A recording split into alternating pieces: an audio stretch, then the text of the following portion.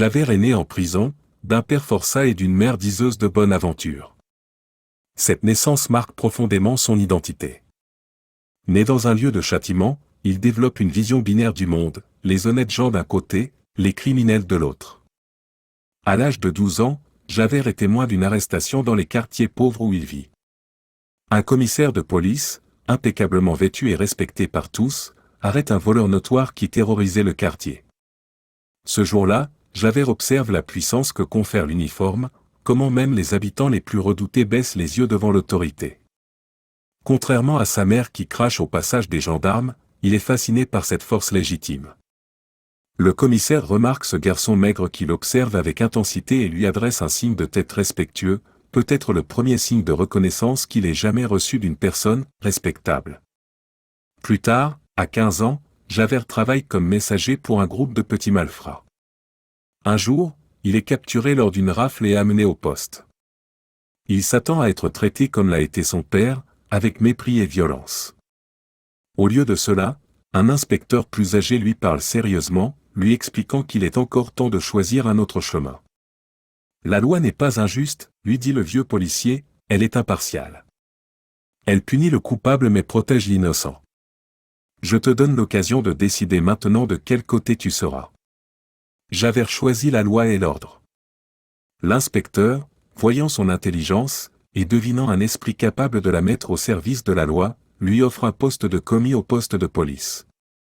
C'est une possibilité de sortir de la misère, et une chance d'appartenir au monde respectable qu'il admire secrètement.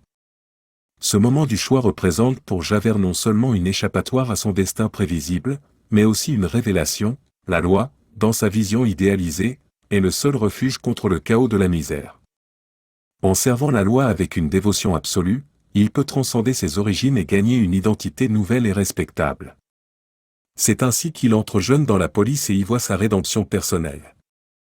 La loi devient pour lui non seulement un métier mais une religion absolue. À 17 ans, alors que Javert vient d'obtenir son premier poste subalterne dans la police, il apprend que son père, toujours forçat, est gravement malade au bagne de Toulon. Après une longue hésitation, il demande l'autorisation de s'y rendre. Il arrive dans ce lieu qu'il n'a jamais visité mais qui définit pourtant toute son existence. L'odeur de sueur et de désespoir, les chaînes qui résonnent, tout lui rappelle ce qu'il cherche désespérément à fuir.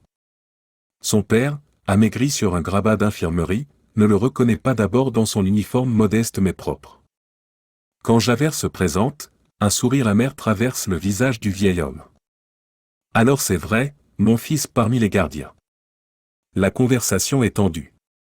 Javert reste rigide, debout au pied du lit.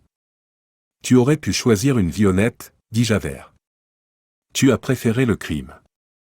Honnête, ricane son père. Quelle chance avions-nous? Ta mère et moi n'avions pas ton instruction. D'autres aussi pauvres choisissent de respecter la loi, répond Javert, déjà implacable. Le vieil homme secoue la tête.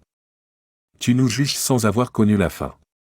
Tu crois que ton uniforme te protège, mais pour eux, tu seras toujours le fils d'un forçat. Cette remarque frappe Javert comme un coup physique. En partant, il croise sa mère venue voir son mari. Elle vit maintenant de petits trafics et de divination. Quand elle voit son fils en uniforme, ses yeux s'emplissent d'un mélange de fierté et de trahison. Tu as choisi ton camp, dit-elle simplement. Tu n'es plus des nôtres. Je n'ai pas choisi un camp, mère. J'ai choisi l'ordre contre le chaos. Elle touche brièvement son visage. Tu as toujours été différent. Trop droit, trop sérieux. Puis avec une intuition troublante, cette rigidité te brisera un jour. Javert repart de cette visite plus déterminé que jamais. Il a vu dans les yeux de ses parents non seulement leur déception mais aussi une forme de respect réticent. Ce jour-là, il se jure que personne ne pourra jamais dire qu'il a failli à son devoir par sentiment ou par faiblesse. La compassion est un luxe qu'il ne peut s'offrir. La moindre indulgence pourrait révéler en lui le fils du forçat. Sa sévérité envers autrui n'est qu'un reflet de sa sévérité envers lui-même et ses origines. Son intégrité inflexible reflète cette volonté de prouver qu'il n'est pas comme ses parents. Il est à la frontière des deux mondes qu'il a choisi de séparer catégoriquement. Son suicide final survient quand cette vision binaire s'effondre face à la miséricorde de Jean Valjean.